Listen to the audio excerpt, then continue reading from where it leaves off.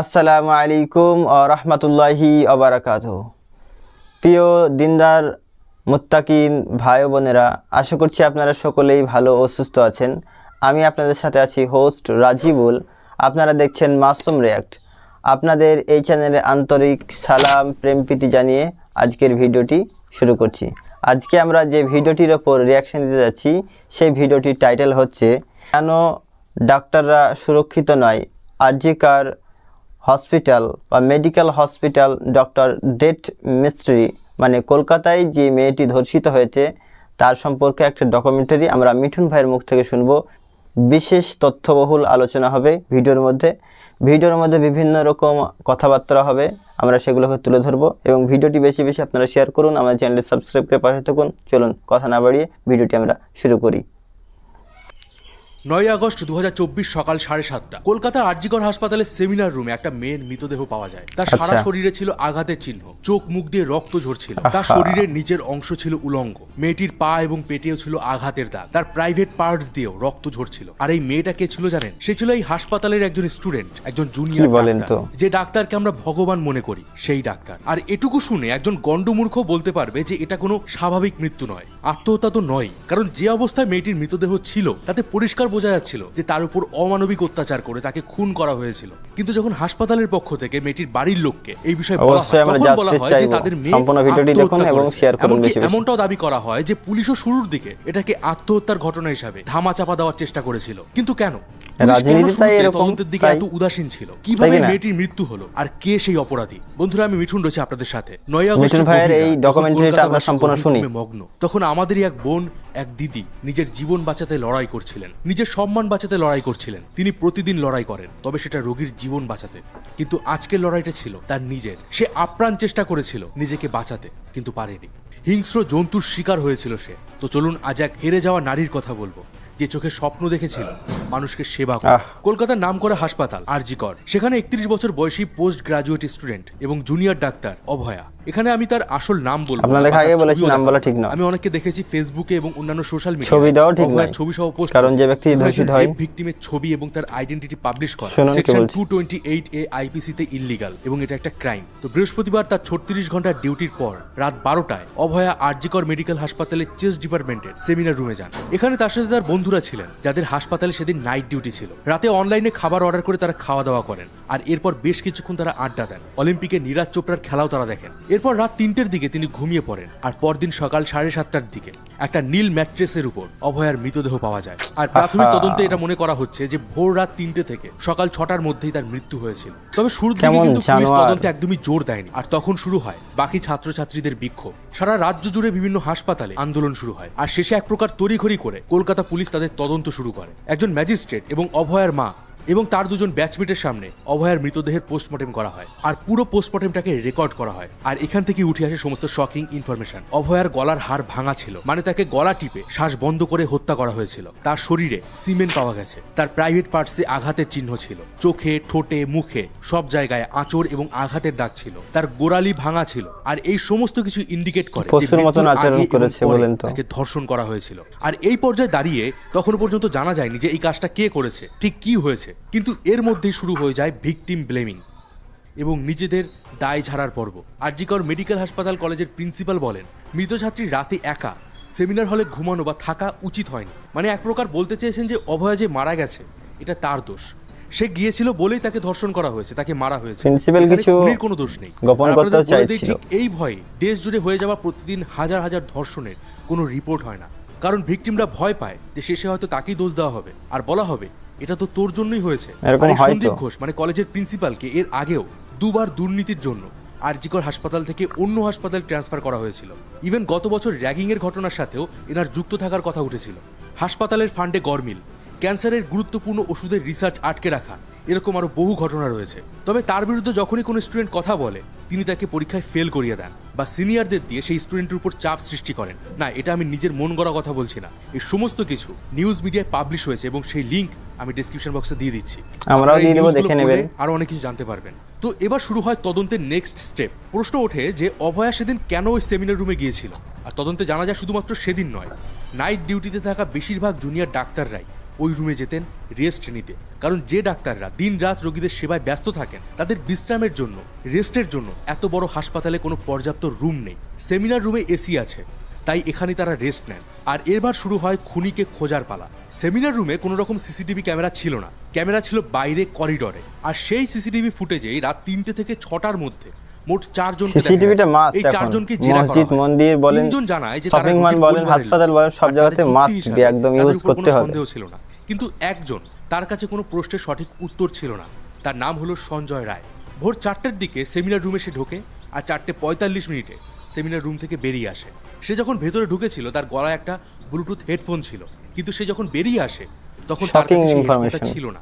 আর সেই হেডফোনটা পাওয়া গেছে অভয়ার মৃতদেহ যেখানে পড়েছিল সেখানে। আর এখান থেকেই পুলিশ কনফার্ম হয় যে সঞ্জয় রায় হলো সেই ব্যক্তি যে এই ধর্ষণ এবং খুন করেছে। কিন্তু প্রশ্ন হলো, এই সঞ্জয় রায় কে? এই সঞ্জয় রায় হলেন কলকাতা পুলিশের একজন সিভিক ভলেন্টিয়ার। 2019 সালে সিভিক ভলেন্টিয়ার তিনি চাকরি পান। এবার আপনার মনে একটা প্রশ্ন আসবে যে সিভিক ভলেন্টিয়ারের কাজ তো ট্রাফিক সামলানো আর পুলিশের কাজে টুকটাক হেল্প করা, তাহলে সে অত রাতে আরজিকর হাসপাতালে কি করছিল? সে ঢুকলোই বা কি করে? তো 2019 সালে সঞ্জয় রায়ের চাকরি হয় কলকাতা পুলিশের ডিজাস্টার ম্যানেজমেন্ট ডিপার্টমেন্টে। কিন্তু সেখানে জয়েন করলেও একদিনও তিনি সেখানে ডিউটি করেননি। উল্টে নেতামন্ত্রী বলুন বা পুলিশের উপরের মহলের ক্ষমতায় সে ট্রান্সফার নেয় ওয়েলফেয়ার ডিপার্টমেন্টে। আর এখান থেকেই আরজিকর হাসপাতালে মাঝে মাঝে তার আসা যাওয়া ছিল।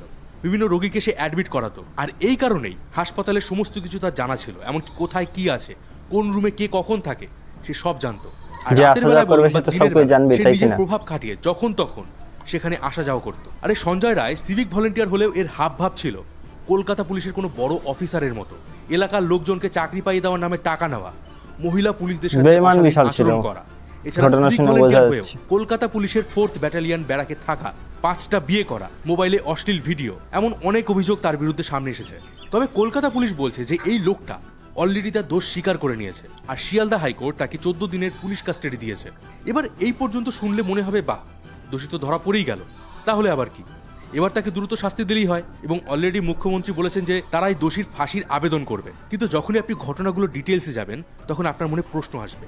মাত্র 45 মিনিট, এই 45 মিনিটের মধ্যে সেমিনার রুমে যাওয়া, সেখানে কি ধর্ষণ করা, তাকে গলা টিপে হত্যা করা, আবার বহাল তবিয়তে সেখান থেকে বেরিয়ে আসা। এবার নিউজ মিডিয়া সঞ্জয় রায়ের যে চেহারা দেখা গেছে তাতে একটা প্রশ্ন আসে যে সঞ্জয় রায়ের একার পক্ষে কি এটা আদৌ করা সম্ভব? উল্টেই ঘটনার সময় সঞ্জয় নেশায় ছিল। আর তখনই উঠে আসে আর একটা শকিং নিউজ, সেটা হলো যে ডাক্তাররা এই পুরো ঘটনার বিরুদ্ধে প্রোটেস্ট করছেন তাদের দাবি যে ওখানে একজন নয় বরং 2 জনের সিমেন পাওয়া গেছে। এবার স্বাভাবিকভাবেই একজন মানুষের তো 2 রকম সিমেন হয় না, তার মানে সেখানে সঞ্জয় রায় ছাড়াও আরও কেউ একজন ছিল। কিন্তু পুলিশের তদন্তে এখনো পর্যন্ত দ্বিতীয় কারোর নাম সামনে আসেনি। ইভেন পুলিশের তদন্ত নিয়েও কিন্তু বেশ কিছু প্রশ্ন উঠেছে যে কেন শুরুতে এটাকে আত্মহত্যার ঘটনা বলে চালানো হচ্ছিল, কেন ওই হেডফোনের টুকরোটা খুঁজতে এত সময় লাগলো, এত নামী কলেজের একজন প্রিন্সিপাল হয়ে কেন এরকম মন্তব্য করতে পারলেন সন্দীপ ঘোষ? কলেজের নাম খারাপ হওয়ার ভয়ে কি শুরুতে এই বিষয়টা ধামাচাপা দেওয়ার চেষ্টা করা হয়েছিল? সঞ্জয় রায় যেরকম ধূর্ত, মানে আপাতত তার সম্বন্ধে জানা যাচ্ছে, তাতে কি সে এত তাড়াতাড়ি পুলিশের জালে ধরা পড়ার লোক? সে তো পালিয়ে যেতে পারতো। আর হ্যাঁ, এই যে পুলিশের জাল, নিউজ মিডিয়ায় কথাটা কিন্তু বারবার করে বলা হচ্ছে যে পুলিশের জালে ধরা পড়লো সঞ্জয় রায়। আচ্ছা, সঞ্জয় রায় যে অপরাধ করছে সেটা কি পুলিশ আগে থেকে জানতো না? সে একজন সিভিক ভলেন্টিয়ার হয়ে 4th ব্যাটালিয়ন ব্যারাকে থাকতো, সেটা কি পুলিশ জানতো না? সে অন্যান্য মহিলা সিভিক ভলেন্টিয়ার এবং পুলিশ করতো, সেটা কি পুলিশ জানতো না? হাসপাতালে ঢুকতো, সেটাও কি পুলিশ জানতো না? পুলিশ বাদ দিন, ওই হাসপাতালে জুনিয়র ডাক্তাররা কি সেটা টের পায়নি? টের পেলে অবশ্যই তারা কমপ্লেন করেছেন, কিন্তু তারপরেও সেই লোকটার অবাধ যাতায়াত ছিল। কিন্তু কেন? এই প্রশ্ন কিন্তু থেকেই যায়। এবার নেক্সট যে প্রশ্নটা ওঠে যে একজন সিভিক ভলেন্টিয়ারের এত স্পর্ধা হয় কি করে?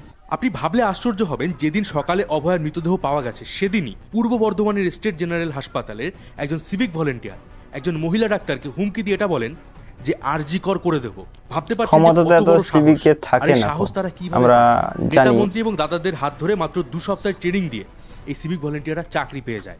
নাম সিভিক ভলেন্টিয়ার হলেও সিভিক সেন্সের যে অভাব রয়েছে সেটা কিন্তু শুরু থেকেই নজরে পড়ে। না, এখানে আমি সবার দোষ দিচ্ছি না, কিন্তু বারবারই এই সিভিক ভলেন্টিয়ারদের অধ্যত্বপূর্ণ আচরণ সামনে এসেছে। গত বছর 21শে এপ্রিল বীরভূমে লাভপুরে 2জন সিভিক ভলেন্টিয়ার একজন মহিলাকে ধর্ষণের হুমকি দিয়েছিল। এই বছরই 15ই জুলাই বাগদায় একজন মহিলাকে ধর্ষণের হুমকি দিয়েছিল আরেকজন সিভিক ভলেন্টিয়ার। আনিস খান হত্যার সাথে ওই সিভিক ভলেন্টিয়ারদের নাম উঠে আসে। এগুলো কিন্তু আমি জাস্ট কয়েকটা ঘটনার কথা বললাম, মানে এক কথায় তোলাবাজি থেকে শুরু করে খুন, ধর্ষণ, মস্তানি সব জায়গাতেই কিন্তু এই সিভিক ভলেন্টিয়ারদের নাম পাওয়া যায়। আর এই কারণে প্রশ্ন তুলেছিলেন জাস্টিস রাজশেখর মান্থা যে সিভিক ভলান্টিয়াররা এরকম অহরহ ঘটনা আছে, আমরা জানি। অভয়ার মৃত্যু আমাদের হেলথ কেয়ার সিস্টেমের উপর একটা বড় প্রশ্ন তুলে দেয়। যে ডাক্তাররা দিনরাত পরিশ্রম করে আমাদের সেবা দিচ্ছেন তাদের বিষয়ে সরকার কতটা উদাসীন। আজ সরকার বলছে যে তারা রেস্টরুম বানিয়ে দেবে, কিন্তু যদি ঘটনা না ঘটতো আমাদের তো অবশ্যই এর প্রতিবাদ করা দরকার। হওয়ার জন্য অপেক্ষা করি কেন? আমরা আগে থেকে কোনো প্রিকশন নেই না? হাসপাতালের সিকিউরিটি কেন এত দুর্বল? কেউ ভেতরে আসছে যাচ্ছে, কখন ধর্ষণ করে চলে যাচ্ছে, খুন করে চলে যাচ্ছে, কেউ জানতে পারছে না। এত উদাসীন মনোভাব কেন? এবার রাজ্যের মুখ্যমন্ত্রী থেকে শুরু করে বিরোধী দলের নেতারা প্রায় সবাই বলেছেন যে এগুলো তুলে ধরা দরকার। ইভেন পুলিশও বলেছে যে যদি তাদের কাজে অভয়ার পরিবার সন্তুষ্ট না হয়, ভিডিওটি লাইক করুন এবং বেশি বেশি শেয়ার করুন। জন্য যেতে পারে। তবে মৃতার যে পরিবার আছেন তারা বলেছেন যে পুলিশের উপরই তাদের ভরসা আছে আপাতত। আর পুলিশও জানিয়েছে যে তারা যত সম্ভব ট্রান্সপারেন্সি রাখার চেষ্টা করবেন। আমার একটি মাত্র মেয়ে, অনেক কষ্ট করে তাকে ডাক্তার করেছিলাম, লোকের সেবা করতে এসে নিজেই খুন হয়েছে। অভয়ের মায়ের এই কথাটা যে কতটা কষ্টের, কতটা ব্যথার, এই খুনিরা কোনোদিন বুঝবে না। তাই আমাদের উচিত এই খুনিদের এমন শাস্তি দেওয়া যাতে কোনোদিন তারা এই ধরনের কাজের চিন্তা মাথাতেও না আনতে পারে। আর পুলিশের এত উদাসীন মনোভাব, ধামা চাপা দেওয়ার মনোভাব, এটা বন্ধ করার দাবি করতে হবে। একটা ছেলে মেয়েকে ডাক্তারি পড়াতে কত কষ্ট হয় বুঝতে পারছেন। যেগুলোকে তারা আত্মহত্যা বলে চালিয়ে দেয়, যেগুলোর খোঁজও আমরা পাই না। পুলিশের উপরে মানুষের আস্থা রাখা দরকার, কিন্তু পুলিশেরও দরকার দুর্নীতি থেকে বেরিয়ে এসে সঠিক বিচার ব্যবস্থা ফিরিয়ে আনা। আচ্ছা, আপনার কি মনে হয় অভয়ের মৃত্যুর সাথে কি শুধুমাত্র সঞ্জয় রায় জড়িত, নাকি এর পেছনে আরো কোনো বড় মাথা রয়েছে যাকে লোকানোর চেষ্টা করা হচ্ছে? কমেন্ট বক্সে আপনার মতামত জানান। তবে আজ আমি কোনো লাইক বা শেয়ার করতে বলবো না। আজ শুধু আপনাদের কাছে একটা রিকোয়েস্ট করব, সোশ্যাল মিডিয়ায় ঝড় তুলুন, হ্যাশট্যাগ দিয়ে লিখুন জাস্টিস ফর অভয়া, আর পোস্ট করুন x.com থেকে শুরু করে ফেসবুক, ইনস্টাগ্রাম, ইউটিউব সব জায়গায়। আমি আমার হোয়াটসঅ্যাপ গ্রুপে একটা ছবি দিচ্ছি, এই ছবিটা সহ পোস্ট করুন। আর জাস্টিস ফর অভয়া যত বেশি সম্ভব পোস্ট করুন। অভয়ার তদন্তের লেটেস্ট আপডেট আপনি আমাদের হোয়াটসঅ্যাপ চ্যানেলে পেয়ে যাবেন, তাই জয়েন হয়ে যান আমাদের চ্যানেলে, লিঙ্ক ডেসক্রিপশন বক্সে দেওয়া আছে। দেখা হবে পরের ভিডিওতে, ততদিন ভালো থাকবেন, সুস্থ থাকবেন। আর আমি ছিলাম মিঠুন আপনাদের সাথে।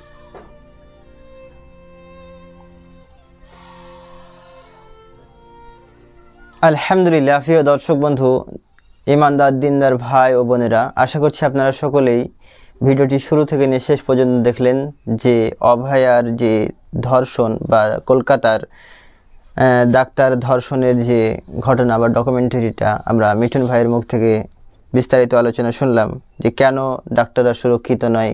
আরজি কর যে মেডিকেল হসপিটালে যে মেয়েটি ধর্ষিত হয়েছে, কুখ্যাতভাবে জানোয়ারের মতন আচরণ করেছে তার ওপর।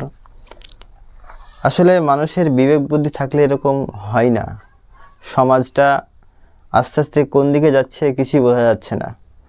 কিন্তু এই ভিডিও থেকে আমরা অনেক কিছু, এই ডকুমেন্টারি থাকা শুনে আমরা অনেক কিছু বুঝতে পারছি। আপনাদেরকে আমি একটাই আমার প্রাণ থেকে দিল থেকে রিকোয়েস্ট করব, ভিডিওটি বেশি বেশি শেয়ার করুন। অন্য ভাইয়ের কাছে অবশ্যই এই তথ্যগুলো পৌঁছানো একান্ত জরুরি বলে আমি মনে করছি। আপনি কি মনে করছেন সেটা অবশ্যই কমেন্ট বক্সে জানাবেন। তো এই ভিডিও থেকে বোঝা গেল যে একজন ছেলে মেয়েকে বাপ মায় যদি ডাক্তারি লাইনে পড়াশোনা করায়, তাহলে 60 থেকে 70 লাখের বেশি খরচ হয়ে যায়। একজন মধ্যবিত্ত পরিবার থেকে যদি কোনো ছেলে মেয়েকে ডাক্তারি পড়াতে যায়, মা বাবার যে কি কষ্ট হয় সেটা তারাই বোঝে, তাছাড়া কেউ বোঝে না। বুঝলেন কি না? তা আমি বলবো আপনাদেরকে, এই যে ভিডিওটি কেমন লেগেছে আর বেশি বেশি শেয়ার করতে কিন্তু ভুলবেন না। দেখা হচ্ছে অন্য কোনো ভিডিওতে। আসসালামু আলাইকুম ওয়া রাহমাতুল্লাহি ওয়া বারাকাতুহু।